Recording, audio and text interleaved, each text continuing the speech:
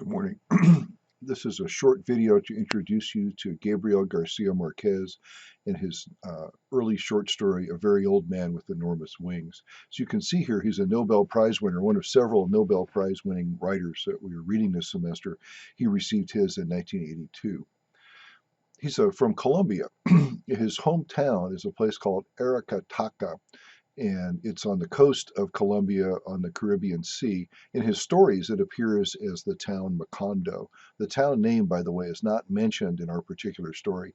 There's a large group of post-World War II Latin American writers who suddenly come to prominence, partly because of increased democracy, increased access to the world around them, but also in response to a variety of dictatorships that were still and are still, in fact, fairly common in Latin American countries. He began life as a lawyer and then switched to journalism and then became a writer. So he's a little bit like Kafka in the sense that he started off studying law but realized his heart wasn't really in it.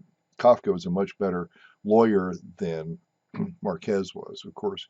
He's widely traveled. He's lived in Europe. He's lived in the United States, lived in Latin America. And he's the inventor of something called magic realism, which is kind of a term where things that happen in the stories that he writes and in his novels don't necessarily comport with what our notions are of what we might call the real world. He mentions in interviews that his major influences on his life were William Faulkner. We've read his story. We've read a James Joyce story, and of course, we've read Kafka for this week. Um, over here, you can see that he's widely traveled, famous all over the world. Here we have a picture of him with Bill Clinton.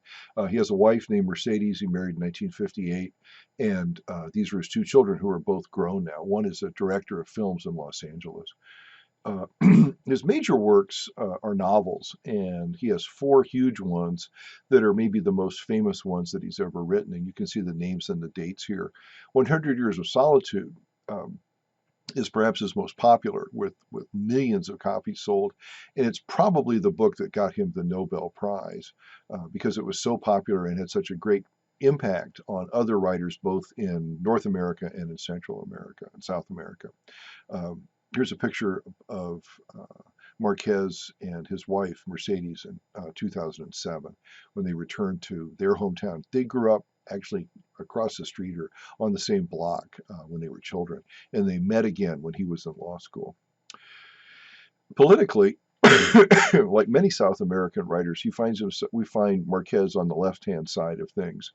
In the 50s, the Cuban Revolution was kind of the model for a lot of other left-wing thinkers and writers and activists in this period. We tend to think of Fidel Castro as a communist, but there was no reason he had to be a communist. He was really overthrowing a dictator, Batista, in Cuba, and this energized, as I said, a number of other writers and thinkers of the period. It's U.S. resistance, I think, and this is not a position that everybody holds. But my own thinking is U.S. resistance to the Cuban Revolution is what caused it to turn to the Soviet Union and turns towards communism. Now, of course, things are all different, aren't they?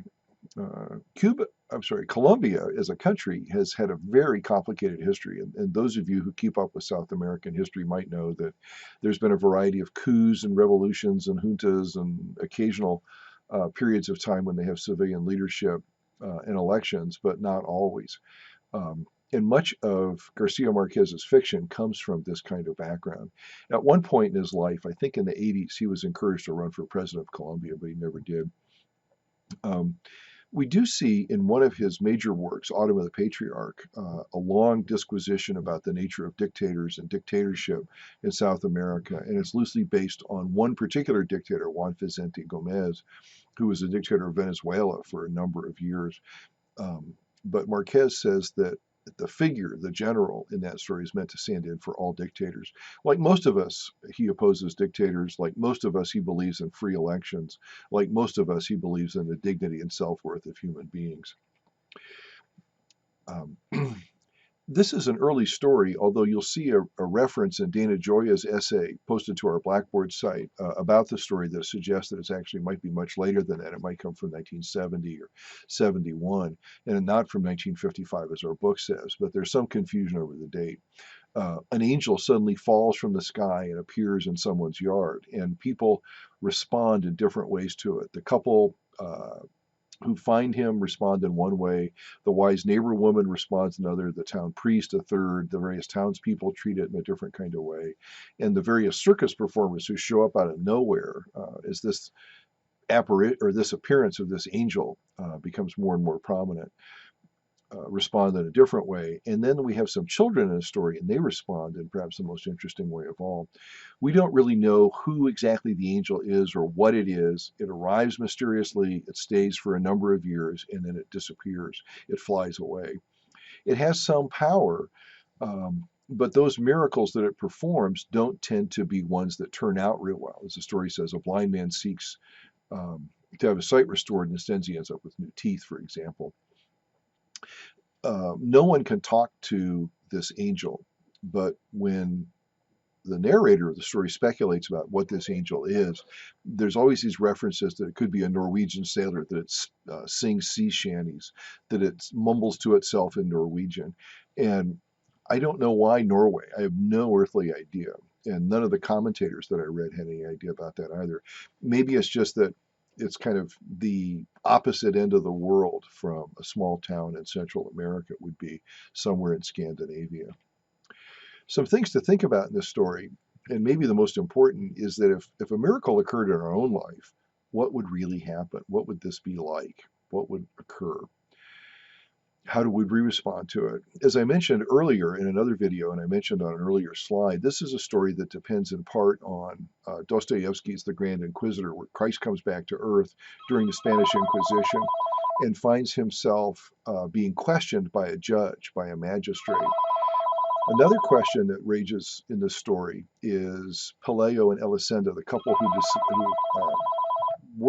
who get stuck with this angel. Did they do right by it? Did they treat him well, or do they not?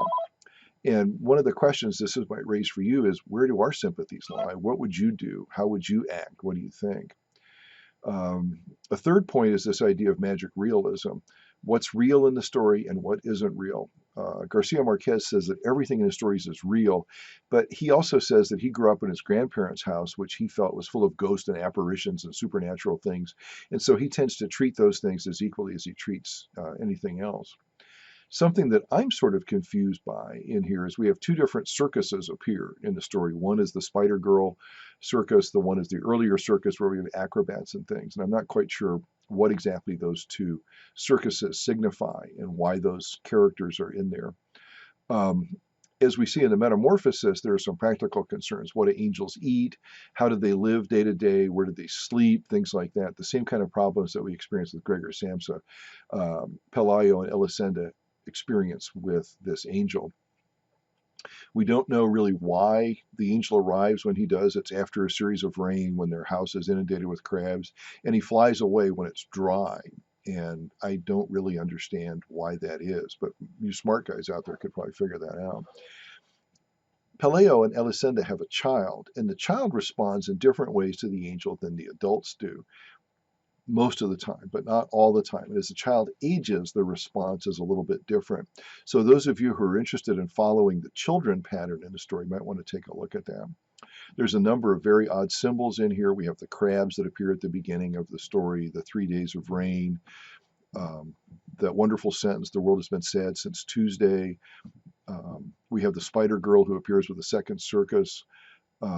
There's all kinds of odd use of language and abrupt shifts in tense and point of view. I am baffled, so I cannot wait to see what you guys do with this in the discussion board. And then the last point I want to make is that there's a subtitle to the story. Garcia Marquez calls this a tale for children. And so the question you might want to ask yourself, especially since we have more than one child as a character in the story, is this a good story for children? What do we decide stories for children are or are not? If you think about it, Harry Potter is a book for children as well, but it's also written for adults. But much of the things that happen in Harry Potter are supernatural and mysterious, and some Americans even regard it as, celebrating a certain kind of paganism. Yet it's very popular. Children read it all the time. We encourage them to read it. So this is kind of a similar story in the sense that this raises a number of questions about what exactly is a child's tale What is a tale for adults? How do we distinguish between those two? How do we decide what's appropriate for what age? And I think Garcia Marquez here is making the point that children respond to things in a much more direct and accessible way. Adults tend to respond to extraordinary events in ways that are inimical to those events themselves. Again, I have no clear agenda or point of view here on the story. I think it's just fascinating. The more I try to cram it into a box, the harder it is. It's very much like the metamorphosis for me. The more we describe it, the more we label it, the less I can manage it. So I'm looking forward again to your discussion board postings to see if we can clear up some of the mysteries of the story. So thank you very much.